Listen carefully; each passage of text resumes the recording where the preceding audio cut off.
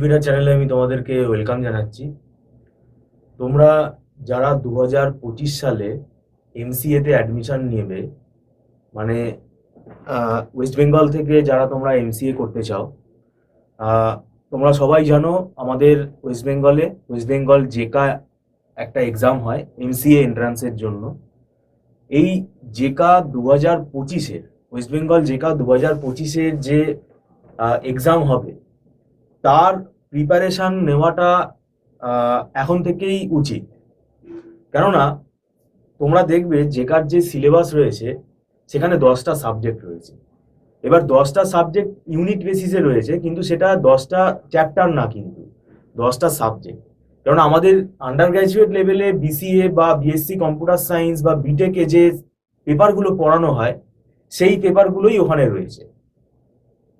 যেমন data structure আছে, DBMS আছে, তারপরে সি প্রোগ্রামিং আছে, ঠিক আছে, ইউনিক্স আছে, তো আরো সাব নেটওয়ার্কিং আছে। তো এগুলো কিন্তু আমাদের কম্পিউটার সায়েন্সেরই সাবজেক্ট, কম্পিউটার অ্যাপ্লিকেশনেরই সাবজেক্ট। যারা নন আইটি ব্যাকগ্রাউন্ড, মানে ধরো যারা ফিজিক্স অনার্স, কেমিস্ট্রি অনার্স বা ম্যাথ অনার্স করছো, তাদের কাছে কিন্তু এই সাবজেক্টগুলো নতুন। হ্যাঁ, তোমরা হয়তো বিএসসিতে সি প্রোগ্রামিংটা হয়তো করে থাকতে পারো, কিন্তু বাদবাকি সাবজেক্টগুলো কিন্তু নতুন। এবং যেটাতে আমাদের একটা পার্ট কিন্তু নেগেটিভ মার্কিং আছে, সেই কারণেই আমাদের এখানে গুরুত্ব দেওয়াটা বেশি দরকার। কেননা ওই যা হোক তা হোক করে পড়লে ও যেটা পরীক্ষা যখন হবে তার 3-4 মাস আগে পড়লেই হয়ে যাবে, যেটা এইবারেও হচ্ছে। কেননা এবার যারা জেকা 2024-এ যারা এবার পরীক্ষা দেবে, কেননা এই জেকা 2024-এর পরীক্ষার আমাদের যে অনলাইন টিউশন, এটা কিন্তু আমাদের 2023 সালের অগাস্ট মাস থেকে আমরা স্টার্ট করে দিয়েছিলাম।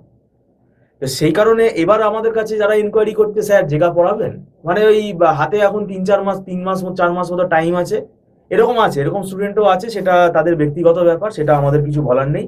কিন্তু আমরা বলবো যে তোমরা এই ভুলটা করো না। কেননা একটা মিনিমাম 1 বছরের প্রিপারেশন কিন্তু নেওয়া দরকার। এটা আমাদের ইনস্টিটিউটেরই রুল। আমাদের অন্য টিচার বা অন্য ইনস্টিটিউটের আলাদা রুল হতে পারে, কিন্তু আমাদের যেটা ম্যানেজমেন্টের রুল, আমাদের এখানে বারবার আমরা বলি এখানে 1 বছরের প্রিপারেশন নেওয়া উচিত।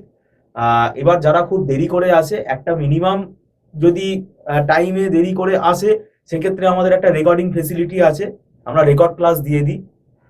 সেটা টার্মস অ্যান্ড কন্ডিশনসের বেসিসে হয় এবং সেটা একটা নির্দিষ্ট দিনের ভেতরে দেখে নিতে হয়, না হলে সেটা কিন্তু ডিলিট হয়ে যায় ক্লাউড থেকে। তো এটার একটা ফেসিলিটি আছে। এখন ব্যাপারটা হচ্ছে, কেউ যদি পরীক্ষার 3 মাস আগে আসে, তাকে আমি 8-9 মাস 6 মাসের রেকর্ডিংও দিলে সে শেষ করতে পারবে না, সেটা ইম্পসিবল ব্যাপার হয়ে যাবে। তাই আমি বলতে চাইছি, আমাদের যেটা 2025-এর ক্লাস স্টার্ট হয়েছে। তোমরা যদি এখন অ্যাডমিশন নিতে চাও, তোমরা স্ক্রলে ফোন নাম্বারে যোগাযোগ করতে পারো।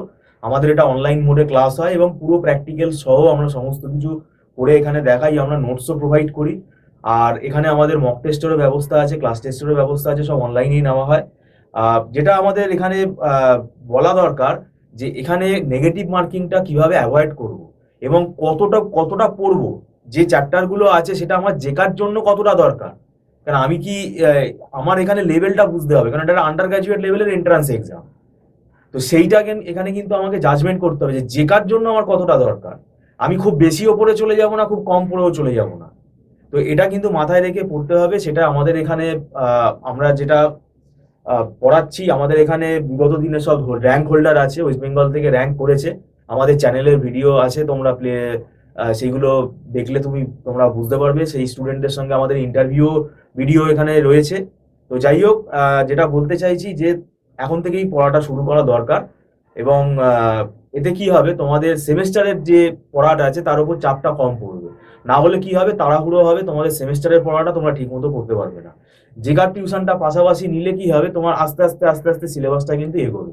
এবং আমাদের এখানে পুরোপুরি কনসেপ্ট ক্লিয়ার করে পড়ানো হয়।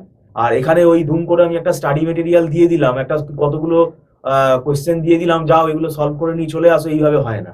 পুরো এখানে চ্যাপ্টার ওয়াইজ কনসেপ্ট ক্লিয়ার করে পড়ানো হয়। তো যাই হোক, ভিডিওটা সম্পূর্ণ দেখার জন্য আমি তোমাদেরকে ধন্যবাদ জানাচ্ছি। Thank you so much.